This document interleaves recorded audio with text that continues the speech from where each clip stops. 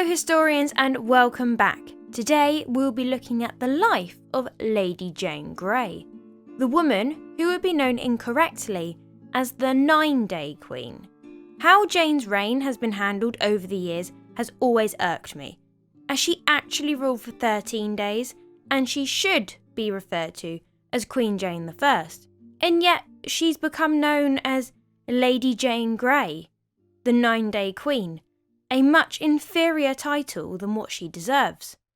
But I will be covering that in the next video. For now, let's return to how she actually became Queen. Lady Jane Grey was born around October of 1537, presumably at her family home of Bradgate Park.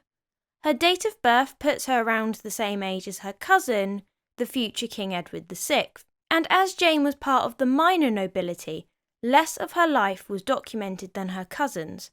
Jane was named after the Queen at the time of her birth, which was Edward's mother, Queen Jane Seymour, who would later die on the 24th of October, 1537. Jane's parents were Frances Brandon, the eldest daughter of Mary Tudor, Duchess of Suffolk, and Sir Henry Grey. Jane's father, Henry Grey, was the great-grandson of Queen Elizabeth Woodville, wife of King Edward IV, and through her mother Frances Brandon, Jane was the great-granddaughter of King Henry VII. Jane had been brought up a Protestant, like her cousins Edward and Elizabeth, the latter of whom she would share her education with at the home of the Dowager Queen Catherine Parr. Jane was intelligent. She studied Greek, Latin and Hebrew, and was fluent in French and Italian. Queen Elizabeth I is often praised for her educational studies. Jane's education was of an even higher standard than Elizabeth's, as Jane was the eldest of an all-female family, and she had two younger sisters, Catherine and Mary Grey, so Jane was expected to understand how to run the family estate. Jane's cousin, Edward Tudor, was crowned King Edward VI at Westminster Abbey on the 20th of February 1547. About a month later, the King's uncle, Thomas Seymour, who would secretly marry the Dowager Queen Catherine Parr, tried to purchase Jane's wardship. As a Protestant girl with a formidable intellect that has a claim to the English throne, Jane was a marriage prize. Thomas Seymour had hoped by getting Jane's wardship he could arrange a marriage between the new king and Jane, a much better match than the one the Lord Protector was trying to arrange between the king and the Roman Catholic Elizabeth of France. Jane's father, Sir Henry Grey, Duke of Suffolk, was hesitant as he was unaware that Thomas Seymour had secretly married Catherine Parr and felt that Seymour was not capable to look after his daughter, nor was he in the position to arrange a match between her and the king. As a result, Jane was to stay at her family home.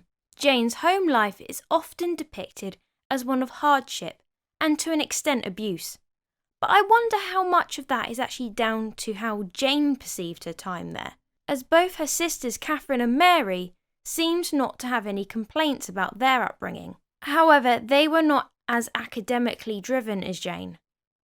Jane preferred academic studies rather than activities such as hunting parties, and allegedly regarded her strict upbringing, which was typical at the time, as harsh. Jane used books to escape her family, and I'm sure this is something that Jane and the Lady Elizabeth would have bonded over at their time at Catherine Parr's. The scholar Roger Ascham found Jane reading Plato. Apparently, she is said to have complained, "For when I am in the presence either of father or mother, whether I speak, keep silence, sit, stand, or go eat, drink, be merry or sad, be sewing, playing, dancing, or doing anything, I must do it as it were in such weight, measure, and number even so perfectly as God made the world. Or else I am so sharply taunted, so cruelly threatened, ye presently sometimes with pinches, nips and bobs, and other ways, which I will not name for the honour I bear them, that I think myself in hell." By February 1548, Thomas Seymour and Catherine Parr's marriage was public and Jane went to live in the household of the Dowager Queen Catherine Parr. It was common at the time for the nobility to send their children to other or higher status households to improve their education. The Lady Elizabeth was also present at the Dowager Queen's household at this time, and the two studied and had lessons together.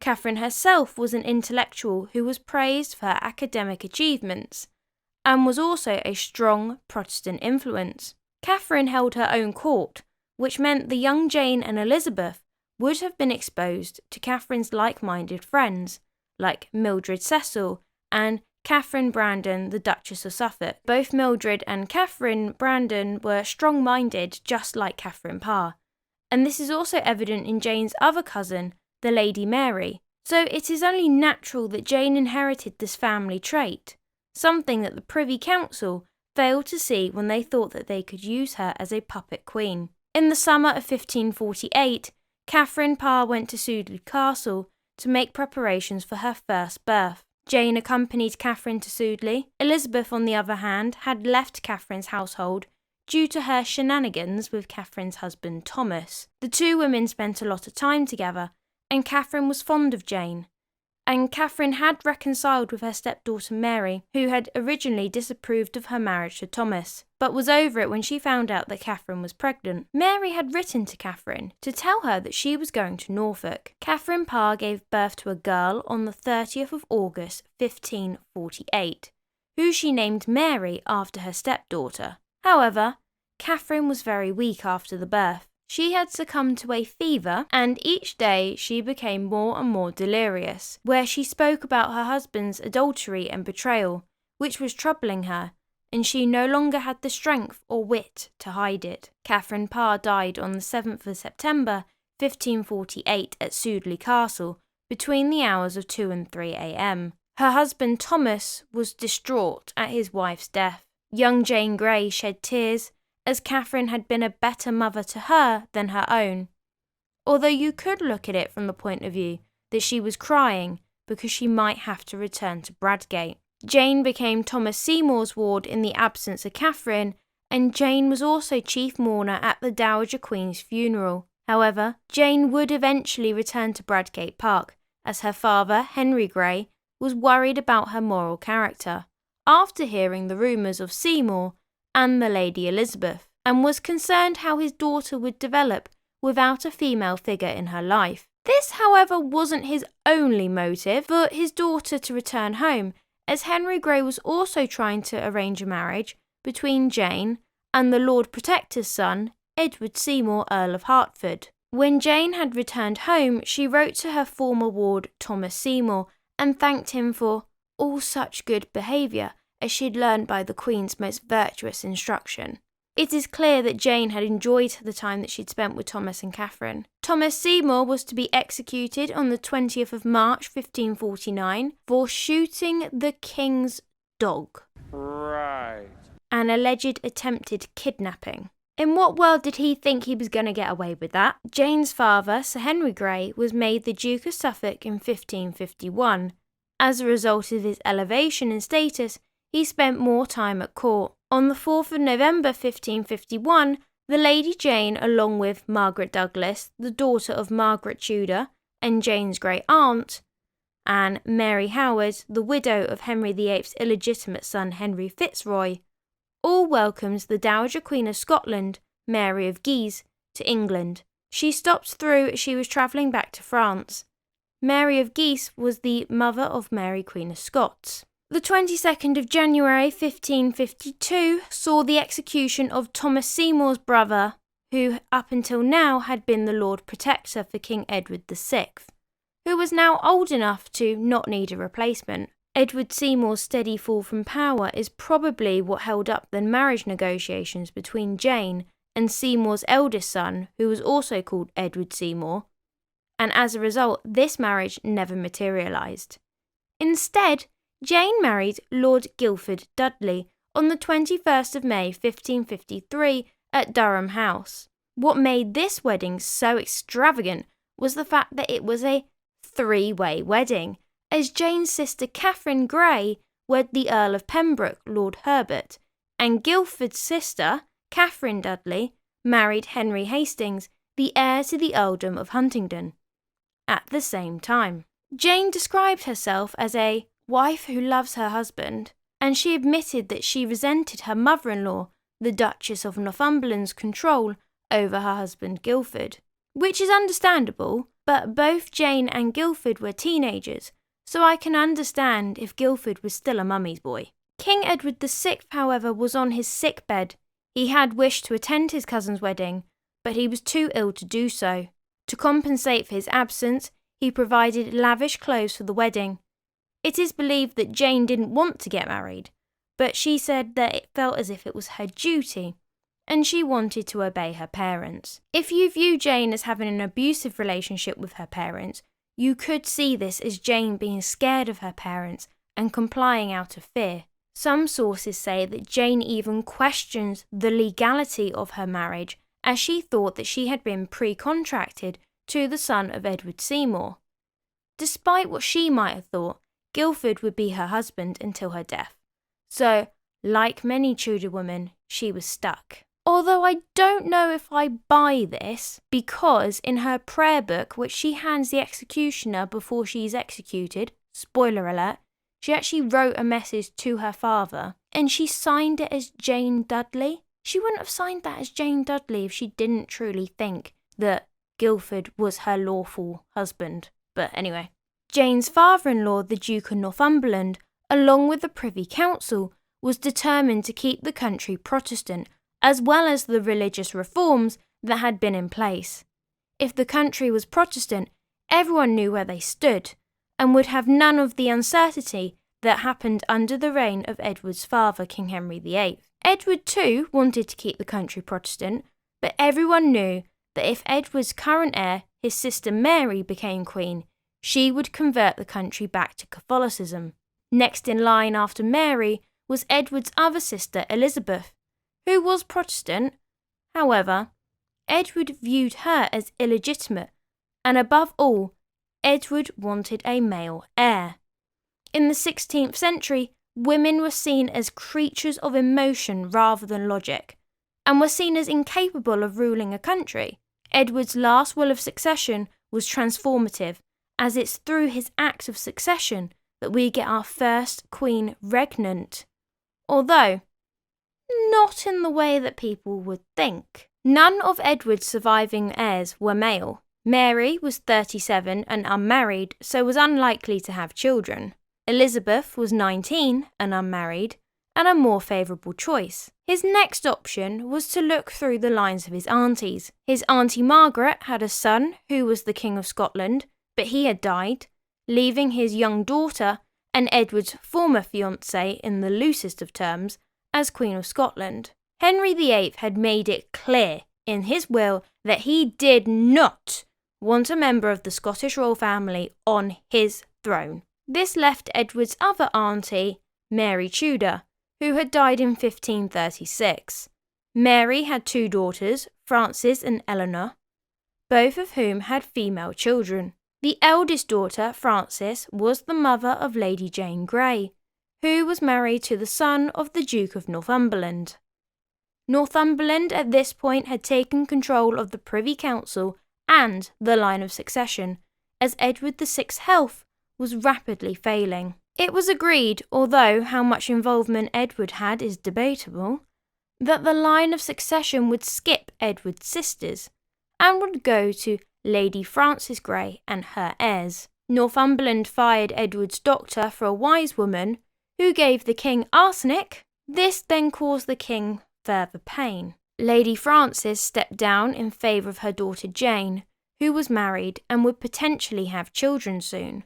The devise of the succession originally read, "The Lady Jane's heirs male," but with time running out and the king reaching ever so closer to death, it was apparent that Edward would not be around long enough to see Jane conceive children. So, the document was edited. 2 extra words in Edward's handwriting was added, and her. So the document now read, "The Lady Jane and her heirs male." These 2 little words put Jane as next in line, and not just as regent until she had children. This coincidentally benefited Northumberland as well, as he was now the father-in-law of the Queen of England, and the father of the King Consort of England. Or so he thought. With that in mind, he sacked the wise woman and got the doctor to return in hopes of saving the young king. Jane was unaware that she was even included in the line of succession, as everyone assumed, including her, it would go to Mary and then Elizabeth. And she was definitely not aware of the and her. King Edward VI died on the 6th of July 1553. According to John Fox, his last words were, "I am faint. Lord, have mercy upon me and take my spirit." The Lady Mary is summoned to court by Northumberland on the pretence of seeing her brother, but Mary is tipped off at court and flees to one of her estates. Apparently, at some point in 1553, Lady Jane Grey was walking through a building that had once been a monastery. Suddenly, a blood-stained hand shot at her through a gap in the wall, waving an axe dripping in blood. An avenging monk wanted to scare the Tudor lady away from the building, but Lady Jane didn't run. Not sure how true that story is, but I feel like it makes a fun Halloween thing, you know? As I covered in the previous video, Jane was born on around October 1537 to Francis and Henry Grey. Through her father, Jane was the great-great-granddaughter of Queen Elizabeth Woodville, because Queen Elizabeth Woodville had 2 children from her previous marriage before she married the king, and Jane descends from one of those 2 children. And through her mother, she was the great-granddaughter of King Henry VII. We learnt in the last episode that Jane had married Guildford Dudley, the son of the Duke of Norfolk. As King Edward VI lay dying, Northumberland steered the king into changing the line of succession, so his sisters, Mary and Elizabeth, were skipped, and instead, Northumberland's daughter-in-law and Edward's cousin Jane would conveniently be queen instead. King Edward VI died on the 6th of July 1553 at Greenwich Palace. Once a monarch has died, their successor starts their reign from then on, unless you're King Henry VII, where you're precocious enough to start the date of your reign as the day before the battle that actually got you the crown in the first place. But he's the exception, we ignore him. King Edward VI died on the 6th of July. Therefore, Jane's reign starts on the 6th of July, as the Privy Council knew prior to Edward's death who his successor would be, and that's how monarchy works. We saw the same recently with Queen Elizabeth II. She died on the 8th of September 2022, and Prince Charles became King Charles III upon her death on the 8th of September 2022. Despite the fact, as writing this, that the king hasn't had his coronation, he is still King Charles III, although his coronation, as the time of writing this, is actually going to be next month. A few moments ago, Buckingham Palace announced the death of Her Majesty Queen Elizabeth II. The palace has just issued this statement. It says the Queen died peacefully at Balmoral this afternoon. The King and the Queen Consort will remain at Balmoral this evening. However, because history has a vendetta against Jane, her reign is always documented as the 10th of July 1553, 4 days later, which is where the 9 days queen comes from. But she did rule for 13 days, and there are so many boy kings in our history that did not have a coronation the same as Jane, and yet they are still referred to as king. And yes, this bugs me. No, it's fine. It's fine. It doesn't bother me. It doesn't bother me. It bothers me. It bothers me a lot. And that one's still green! Hashtag justice for Jane. Hashtag 13-day queen. I'm going to start a YouTube revolution. You watch me. Oh my god, no, that sounds far too much work. Another snub is the fact that history remembers Jane as the Lady Jane Grey, not Queen Jane I, as she should be. However, she's not the only woman in history to face this prejudice. For example, Matilda, who should be the Empress Matilda or Queen Matilda I, also has the same issue. Hashtag Queen Jane I. 7th of July 1553, the day after Edward VI died, the Privy Council were very cautious, and they decided to hide the king's death from the public, as the country was vulnerable until a new monarch was secured. The Duke of Northumberland sent his son Robert Dudley, the future favourite of Queen Elizabeth I, and 300 soldiers to capture the Lady Mary before she could gather support for her claim to the throne. As she was the main competitor for the throne, she had the best claim, and it was the wish of her father, King Henry VIII, for Mary to succeed Edward if he didn't have any children. However, Mary already knew, as she'd been informed by those who were loyal to her, and she had fled to one of her estates. The common folk, who still believed that Edward was alive, were sure that Northumberland was trying to poison Edward. I mean, they weren't wrong. The guy did literally pay someone to give Edward arsenic. All right, it was an accident, I swear. Phoebe, tell her. Okay, I didn't see it because I was putting on my jacket, but I want to believe you. But Northumberland tried to discredit Mary, saying that the last time Mary visited her brother, she had cast an evil spell on him. Mary was very popular at the time, and hardly anyone believed these outlandish claims. Word was getting out that the king was dying, but as we know, he was already dead. The attendants propped Edward up against the window to try and make it look like he was still alive. But the public was shocked to see that Edward's skinny body was so swollen. His fingers were turning black, and his hair had fallen out. Gross. I don't care how far away that window was, but if somebody's fingers have turned black and they've lost their hair, I don't understand how they thought that was going to pass. On the 8th of July 1553, the Duke of Northumberland secured the waterway near the Tower of London, and he moved loyal Protestants across the country. The movement of the Guards made it very obvious that the king had died, despite there being no official announcement, and Jane still had no idea that she was queen, or that she had been for the last 2 days. A bit like the rest of history.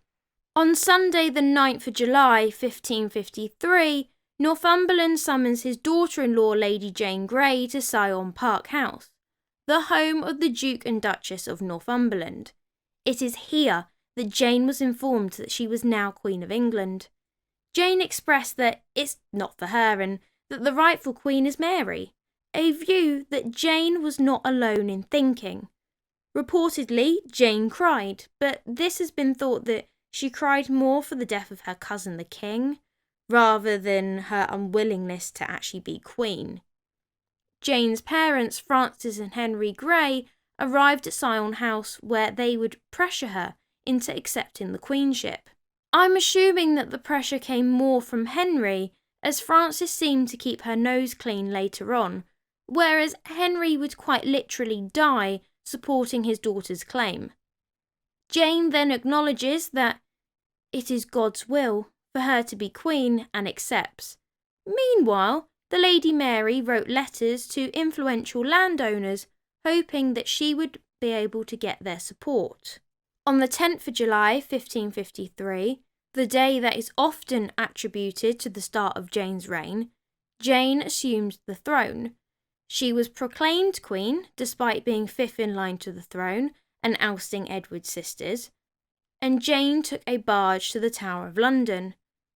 And many were shocked that her mother Frances Grey was carrying her daughter's train, as Frances had a better claim to the throne than Jane. But Jane was made queen through Northumberland's scheming, and Jane was married to his son, not Francis. Many had issue with Northumberland as he seemed confident and self-assured, and many saw Northumberland's plan to make his son king through Jane. I mean, it was pretty obvious. Jane was taken to the Tower, as it was England's stronghold, and it was believed that if you controlled the Tower, you controlled the power. Northumberland and the Privy Council rushed to secure the Tower of London, so Mary couldn't. The Tower of London at this point was a residency, a prison, and an armoury. Nobody rejoiced when Jane was announced by the heralds as queen, as was the case for new monarchs, but nobody dared to denounce her either. It was fairly neutral. I mean, one person did, but he had his ears nailed to a wall, and if he wanted to be set free, he had to repent, and the only way for him to be free was to have his ears chopped off. Northumberland was going to enforce Jane's reign through fear, and I bet you can guess how well that turned out. Interestingly enough, Jane was the first monarch to be announced through print. The publication was printed and handed out through the country.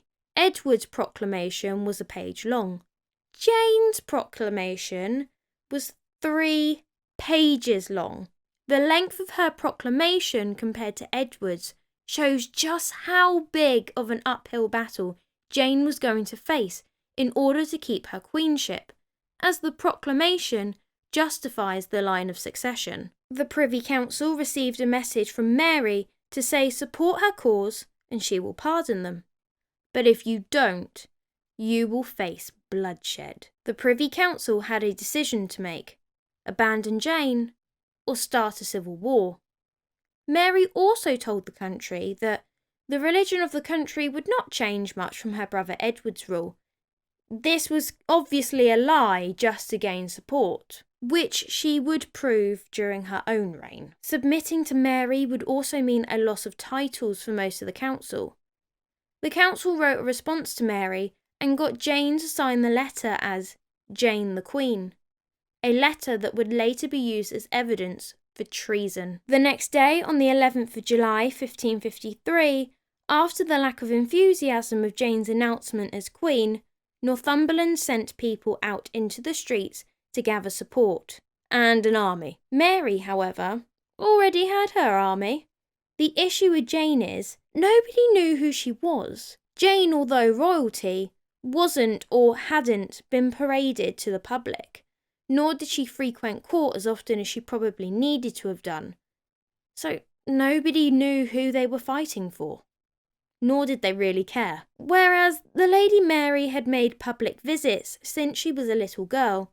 She frequented court regularly and was often seen out and about, which ultimately gave her the upper hand over Jane. While in the Tower of London alone, Jane tried on the crown to see what it felt like, what it would look like to be queen. When the Lord Treasurer asked Jane if he should have one made for Guildford Dudley, you know, the presumed king consort, Jane said no. Instead, Dudley would be made a duke and she would rule alone. Queen Elizabeth II actually made a similar decision when she became queen, creating Prince Philip, the Duke of Edinburgh, not king consort. This was a power play by both women, reminding the world that they are the one in charge, it's their throne by birthright, and in both cases, the husbands would have technically outranked their wives if they had been made king consorts. It was the same with Queen Anne and with Queen Victoria. The only queens in English history who have made their husbands king consorts were Queen Mary I and Queen Mary II. Mary I would have to get a prenup so her husband wouldn't assume the role of king after her death, and Mary II allowed her husband to rule after her. Guildford was furious that Jane would not make him king consort, and he played the only card he had. He withheld sex. For those of you that don't understand the significance of this, no sex means no baby. No baby means no heir. No heir means their rule is not secure. On the 12th of July, 1553, the Lady Mary is in East Anglia, as she owns land here and is gathering her support from the locals, with whom she is popular. You see, the monarchy didn't own an army, they relied on their subjects wanting to fight for them, which is why this fight for power is actually very much a popularity contest that Mary is winning. But the monarch could buy an army if they wanted to, which Jane unfortunately had to do. She even offered double the normal wage, but that still wasn't enough to dwindle Mary's supporters. Northumberland underestimated the size of Mary's army, and as the best soldier that they had, he was chosen to lead the military charge against Mary. It was originally Jane's father, Henry Grey, that was chosen, but he was very inexperienced and quite frankly lazy. Henry VIII knew this, which is why Henry Grey never got a dukedom till the reign of the inexperienced Edward VI. Unfortunately, with Northumberland away from London, there were no good politicians left to keep hold of the tower. Some historians see this as the crucial mistake that saw the downfall of Jane's reign. Later that day, Mary arrives at Framlingham Castle in Suffolk with an army and a huge cheer of support upon her arrival. The 13th of July 1553 was the day when most of the lords and nobles that supported Jane started to defect to Mary. Those who worked for the lords and nobles wanted to support Mary and started to be defiant, and so the landlords and nobles who supported Jane turned their allegiance to Mary out of fear of losing their power over their tenants. The next day, Jane asked for an inventory list to be made of everything valuable in the monarch's possession. On the 15th of July, Northumberland arrives at Cambridge, waiting for the rest of the artillery to arrive and surround Mary. Bad weather had forced his navy to seek shelter at a tavern, where they encountered a Mary sympathiser. The navy men told the man that they hadn't been paid by Northumberland, and so he convinces them to change sides and fight for Mary. The Privy Council heard of the Navy's mutiny the next day, and London was getting ready for an attack from Mary. Jane locked herself and her nobles in the Tower of London, and she requested that the keys be given to her, to prevent any of them from jumping ship. If Jane was going to go down, she was going to take the men that put her in this position with her, because remember, Jane never wanted to be queen. As Jane predicted on the 17th of July, the men from the Privy Council were getting itchy feet and wanted to abandon Jane.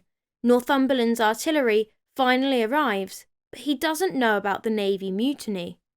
But the Privy Council does, and they declare Northumberland as a traitor and Mary as queen. None the wiser, Northumberland continues to Mary at Framlingham. He receives a letter telling him that Mary has more men, and now his navy, that he didn't pay for, is with her. Jane is abandoned by her uncle and the rest of the Privy Council. Jane then sets them free, with only her father, Henry Grey, Duke of Suffolk, and her husband, Guildford Dudley, by her side. Jane's uncle, the Earl of Arundel, had backed Jane for monetary reasons, but as a Catholic abandoned Jane as soon as possible and used Northumberland as a scapegoat. When the Privy Council announced Mary as Queen in Cheapside, the street erupted in cheers of joy and bonfires were lit.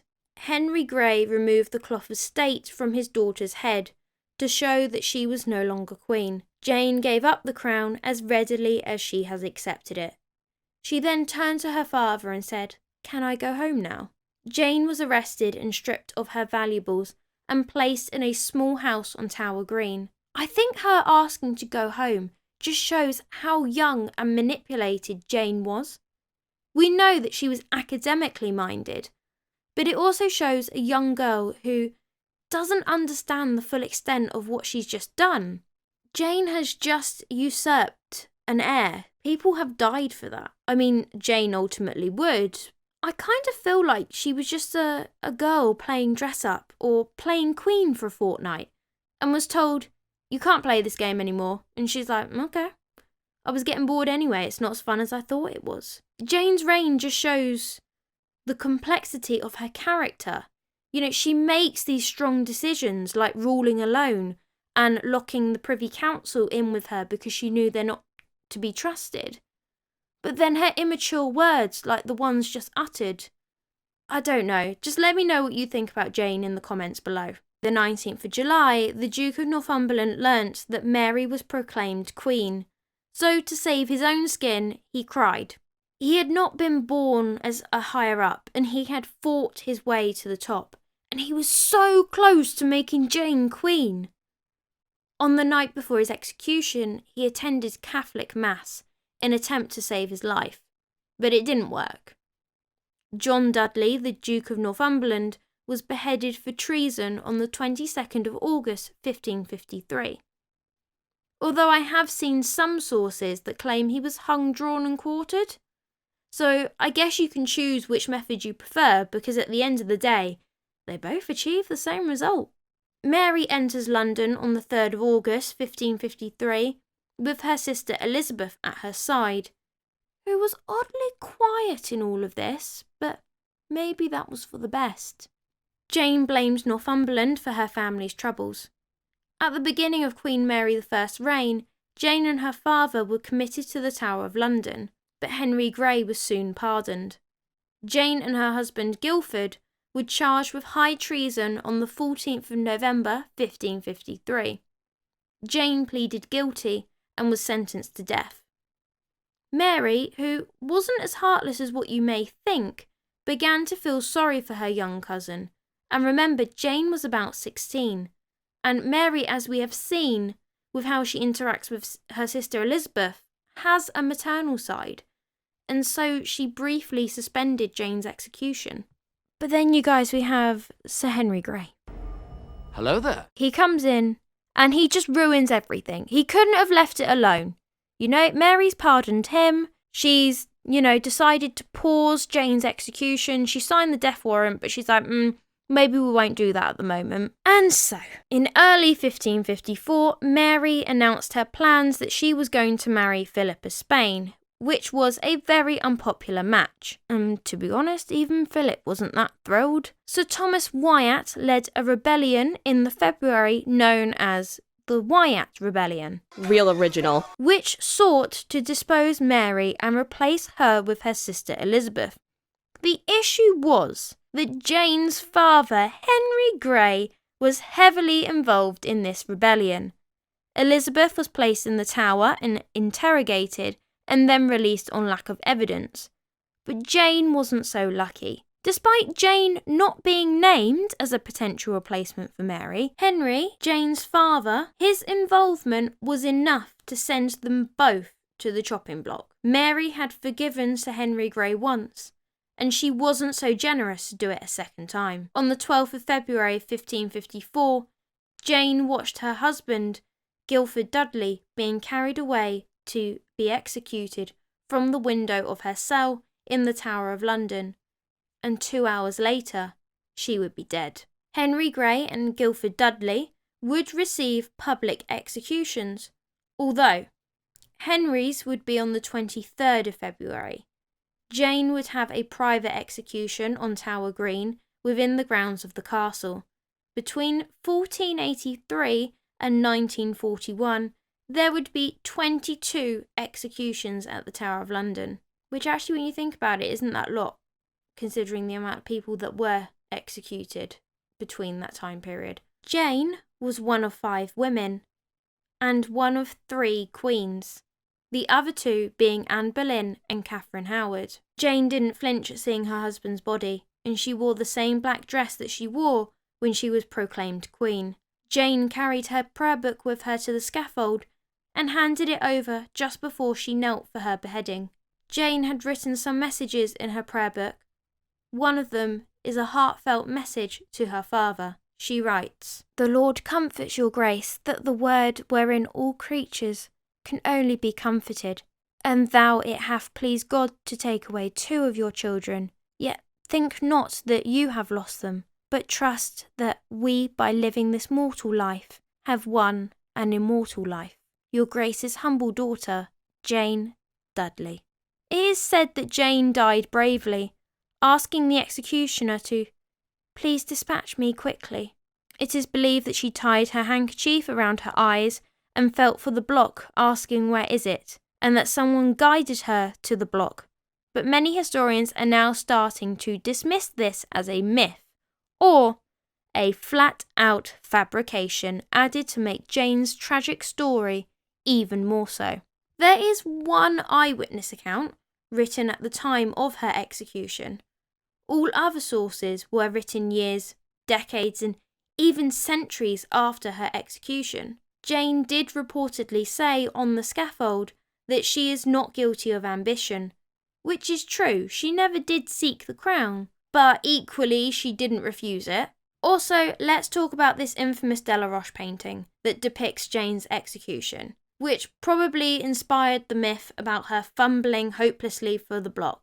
Do I think it's an accurate representation of what happened? No. I mean, if you don't have anything nice to say about something, then obviously you're better off not saying it, and that applies to everything, whether it's people, works of art, YouTube comments. So I will say something nice about the painting. He did a good job of the straw. I think he painted that very well, and I think there might have been straw at the execution. I cannot say anything else about the painting, because I just think it creates so many more problems.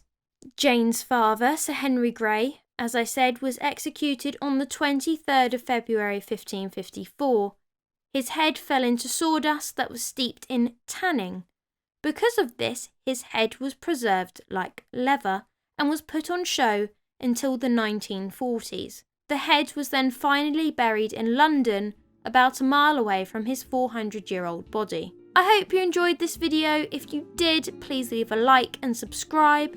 I would be interested to know in what you think about Jane in the comment section below. And if you fancy watching another video, why not watch my video on the early life of Lady Jane Grey? Or why not King Edward VI, and why he was so important to his father King Henry VIII? Next time, we will be exploring the early life of Queen Mary I. But until then, have a wonderful day.